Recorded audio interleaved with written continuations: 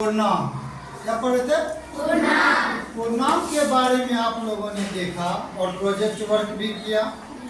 उसमें क्या था कि धनात्मक और ऋणात्मक संख्या शून्य के साथ जो भी संख्याएं हैं शून्य के दाएं और बाएं सारे क्या हैं?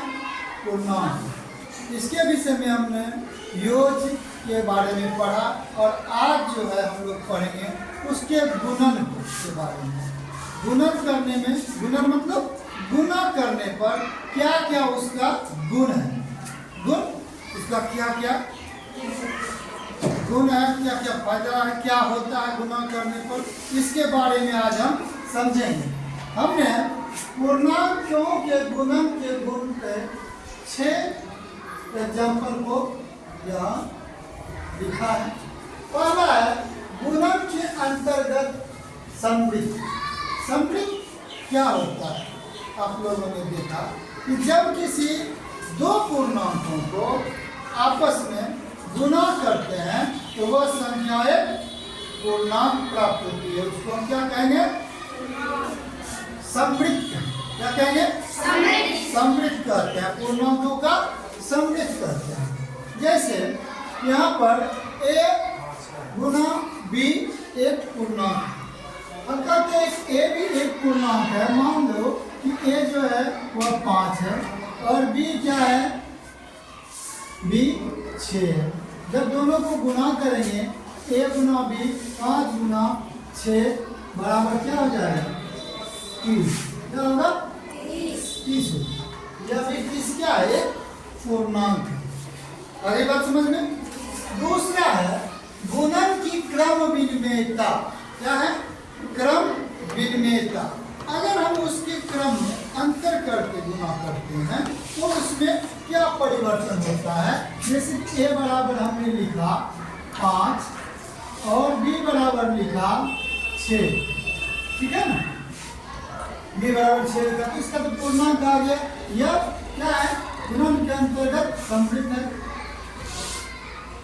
है ना? क्योंकि दो पूर्णांकों को आपस में गुणा करने पर एक पूर्णांक प्राप्त होता है। अब ठीक गुणन की क्रम विनिमेयता में हम a का मान कितना है? 5 है।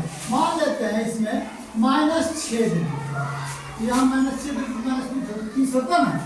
अब हम इसी क्रम विनिमेयता को चेक करते हैं। अगर हम a गुना b करते हैं मतलब 5 गुना -6 करते हैं तो कितना प्राप्त होगा? 30 प्राप्त होता है। -30 प्लस इंटू माइनस -30 प्राप्त होगा।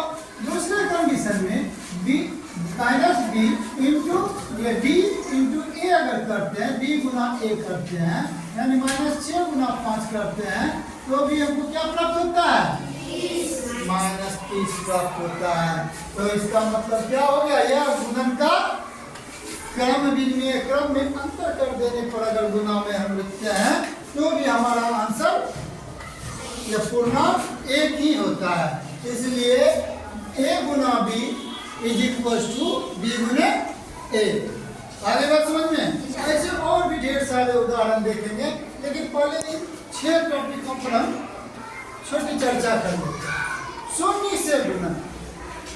जब हम किसी संख्या में शून्य से गुना करते हैं, मान लिया जाए यही 5 है, इसमें अगर 5 गुना शून्य करते हैं तो क्या प्राप्त होगा? शून्य प्राप्त होगा। शून्य संख्या पर गुना करने पर शून्य प्राप्त होगा। यही अगर हम फिर शून्य से गुना करेंगे 5 में, यहाँ कर लेते किसमें? 5 गुना शून्य बराबर क्या हुआ? शून्य हुआ। अब हम क्या कर रहे हैं? शून्य गुना 5 तो क्या प्राप्त होगा? शून्य होगा ना? ना? तो इसके शून्य के गुणन में क्या प्राप्त हुआ? शून्य ही प्राप्त होता है। अब आते हैं चौथा में अगर कोई संख्या, कोई भी संख्या है, इसको हम तत्समक करते हैं। क्या करते हैं? अगर हम 1 से गुना करते हैं और पूर्णांक में कोई परिवर्तन नहीं होता है, एज इट इज वो संख्या रहती है, उसको हम क्या कहेंगे? गुणन के तत्समक। क्या कहेंगे? गुणन के तत्समक। Means identity. आइडेंटिटी मतलब पहचान, नहीं, मल्टीप्लिकेशन आइडेंटिटी इसको बोलते हैं, तत्समक, हिंदी में तत्समक और अंग्रेजी में क्या बोलते हैं, आइडेंटिटी।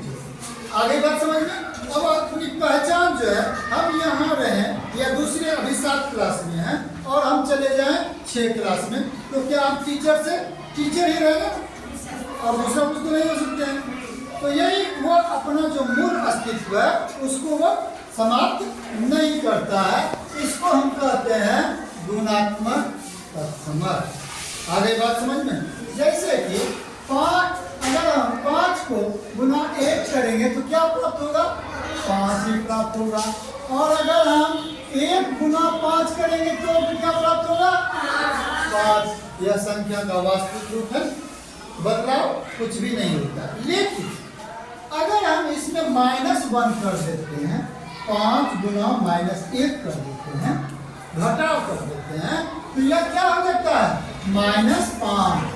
मतलब क्या हुआ, यह तत्समक, योज्य तत्समक, यह तत्समक था। अब इसका प्रतिलोम हो गया, प्रतिलोम मतलब उल्टा, यहाँ प्लस आ रहा था, यहाँ क्या आ गया, माइनस। ठीक इसी प्रकार जब हम -1 गुने 5 करेंगे तो क्या प्राप्त होगा, -5 प्राप्त होता है। इसको हम योज्य का प्रतिलोम कहते हैं। क्या कहते हैं, योज्य का प्रतिलोम कहते हैं।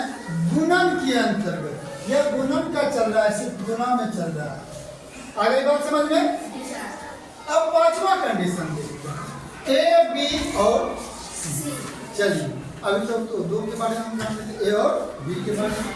तो क्या यह मान सी के लिए भी होता है, तो सी के लिए भी हम देखते हैं, ए गुने बी गुने सी बराबर ए गुने बी इंटू सी होता है। तो ठीक है, अभी तक तो ए बराबर 5 लिए थे, बी बराबर 6 लिए थे, सी बराबर जो है कुछ भी 2 ले लेते, कोई दिक्कत नहीं है किसी को। चलिए आगे बढ़े। अब इसके लिए हम क्या करते हैं, ए कितना है, 5 है, गुने बी कितने हैं, -6 है ना, -6 है। और इसको ब्रैकेट बढ़ा तब समझ में आएगा। गुने सी कर दे, सी कितना है, 2 इतना कर दिए। अब हम इसको क्या करेंगे, छोटे ब्रैकेट को तोड़ देते हैं। 5 गुना -6 बराबर क्या होगा, -5 गुना -6 करेंगे क्या होगा, -30 होता है। अब गुना 2 आ गया तो बराबर क्या हो गया, 7 आगे आंसर। अब हम देखते हैं, ये तो क्या किए, ए गुने बी गुने सी किए, ये ना। अब हम करते हैं ए को पहले लिख देते हैं, गुने ब्रैकेट में लिख देते हैं क्या, बी का मान कितना है, -6 है, -6 है ना, और गुना 2। देखने में अंतर लग रहा है थोड़ा सा, यहाँ पर इसमें और इसमें दोनों में अंतर आ रहा है। पहले देखिए कि इसमें जो बड़ी ब्रैकेट दिए थे ये था ना, अब हम क्या किए, -6 और 2 को बड़ी ब्रैकेट में दे रहे हैं।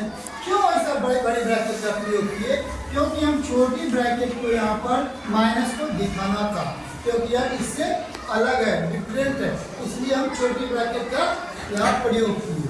चलिए आगे बढ़ते हैं। 5 गुना कितना हो गया, 6 दूनी 12 -12, 12 बचे प्लस माइनस का बराबर हो गया। इसलिए ए गुने बी गुने सी बराबर ए टू सी बराबर हो गया ना। इसको हम कहते हैं गुणन के सहचर्य गुण। क्या कहते हैं, सहचर्य गुण कहते हैं, कि उसके गुण में अंतर, पूर्णांक में अंतर नहीं आता है, इसलिए इसको हम क्या कह दिए, गुणन के सहचर्य गुण। अब कभी नहीं भूलेंगे, गुणन के सहचर्य गुण मतलब संख्या के अदला बदली होने पर भी अगर गुणा किया जाए तो उसमें कोई परिवर्तन नहीं होता है। अब आते हैं वितरण। वितरण का मतलब क्या होता है, वितरित करना, नहीं बांटना, अलग अलग करके रखना। ठीक है, अब हम अलग अलग करके भी देखेंगे। ए का मान है कितना, जोर से बोलिए जरा। बी का मान कितना है, -6। सी का मान कितना है, 2। अब इसको हम कर देते हैं बराबर। अब ए बी, ए का मान कितना है, बी का मान प्लस ए का मान गुना, ठीक है, इसका मान। अब आइए हल कर 5, इसी को कहते हैं वितरण में, अलग अलग बांट दें। अब इसको -6 है ना, अरे इसको -6 को बढ़िया दिखाएं, -6 प्लस 2, ठीक है। अब यहाँ पर है, इन दोनों को गुना कर देते हैं। पहले क्या करते हैं, गुना कर देते हैं। कितना हो गया, माइनस, या कितना हो गया 10, ठीक है। अब आते हैं इसमें, इसको कितना आ गया, ये -6 और प्लस 2 कितना आ गया, हाँ कितना आ गया, ये दोनों को -6 और प्लस 2 कितना हो जाएगा, -4 आया। अब इस दोनों को अगर करते हैं तो कितना हो जाता है, ठीक है। इसको गुना करेंगे कितना आएगा, -20 बराबर -20, यह दोनों बराबर हो गया। अब LHS भी बराबर है, LHS बराबर है किसके, RHS के, है ना। तो इस गुण में भी, इस विकर्ण गुण में भी जब संख्या का अदला बदली किया गया तो भी संख्या क्या हुआ, बराबर आया। आगे बात समझ में। तो ये 6 नियम याद रखना है। पूर्णांकों के गुणन के कौन कौन से गुण हैं, एक है गुणन के अंतर्गत सम्मिलित, दूसरा क्या है क्रमनियता, तीसरा शून्य से गुणन, चौथा गुणात्मक तत्समक, पांचवा गुणन सहचर्य गुण और छठा वितरण गुण। आ गई बात समझ में, ठीक है।